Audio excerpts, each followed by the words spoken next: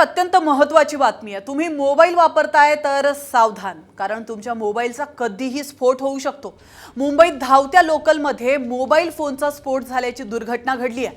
त्यामुळे एकच घबराट या ठिकाणी पसरली होती। सीएसएमटी ते कल्याण ट्रेनमध्ये हा मोबाईल फोनचा स्फोट झालाय। कळवा स्टेशनमध्ये काल रात्री 8:12 ही लोकल आली होती, तेव्हा अचानक मोबाईलचा स्फोट झाल्याने लोकलमध्ये धूर पसरला। सुदैवाने या मोबाईल स्फोटात कुणीही जखमी झालेलं नाहीये। तर मोबाईलचा स्फोट होऊ नये म्हणून काय काळजी घ्यायला हवी आपण पाहूयात ग्राफिक्सच्या माध्यमातून। चार्जिंग करताना मोबाईल वापरू नका। तुमचा मोबाईल इतर कोणत्याही फोनच्या चार्जरने चार्ज करू नका।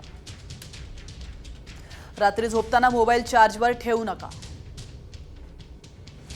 फोनच्या बॅक कव्हरच्या मागे पैसे किंवा कागद ठेवणं टाळा।